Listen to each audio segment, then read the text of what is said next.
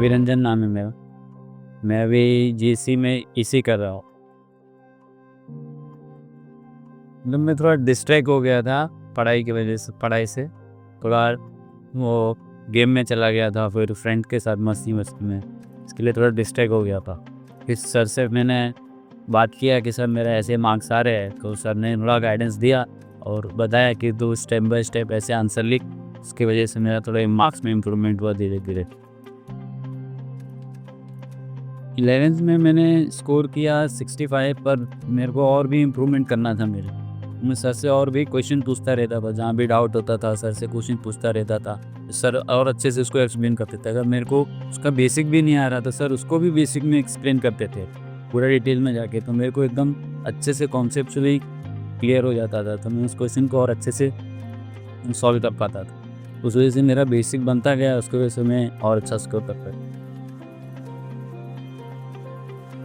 Sir generally बोलते थे कि मॉड्यूल सॉल्व करो और RDSMO सॉल्व करो, उससे तुम्हारा कॉन्फिडेंस बिल्ड होता है। ऐसे ही है कि हम सॉल्व करते हैं तो हमारा क्वेश्चन जो लेवल होता है सॉल्व करने का वो बढ़ जाता है। जब हम खाली टेक्स्ट बुक NCERT सॉल्व करते हैं उससे ज़्यादा ही ऊपर के हम क्वेश्चन सॉल्व कर पाते हैं, और नंबर ऑफ क्वेश्चन प्रैक्टिस ज़्यादा होती है तो मिस्टेक होने के चांसेस कम हो जाते हैं। सर ने ऐसे से गाइडेंस दिया तो मैंने पोल सॉल्व किया।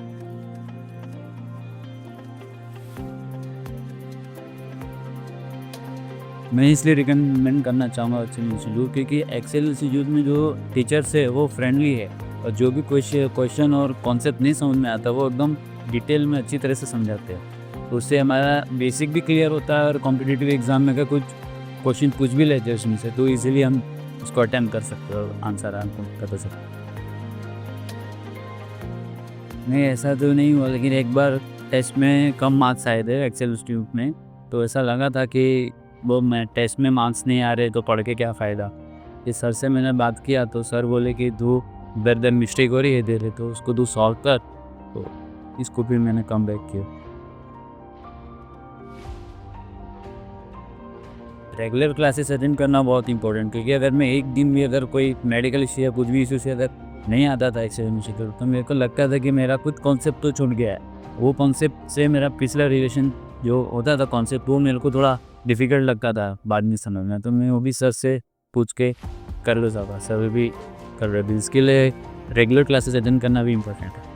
कुछ डाउट आता था तो मैं जनरली क्लास के बाद भी सर से पूछ लिया करता था, या फिर सर से अगर टाइम नहीं होता सर के पास तो मैं क्लास के बाद भी सर से पूछ लेता था, और सर को मैं पूछ लेता कि संडे को आप फ्री हो इस टाइम, तो मैं आके डाउट पूछ लेता हूँ, तो सर बोलते थे आ लेना उस टाइम। घर वालों का रिएक्शन था कि ज़्यादा मार्क्स नहीं आएंगे, मतलब ऑन एन एवरेज आएंगे 75-80 तक, पर 85 तक आया तो सर घर वाले भी बोले अच्छे मार्क्स आए। जो भी जूनियर है उनको मैं ये कहना चाहूँगा कि अगर कोई भी डाउट आता है तो सर से आप पूछोगे तो सर जनरली बता देंगे। अगर बेसिक से भी पूछना है तो सर उसके लिए भी बता देंगे।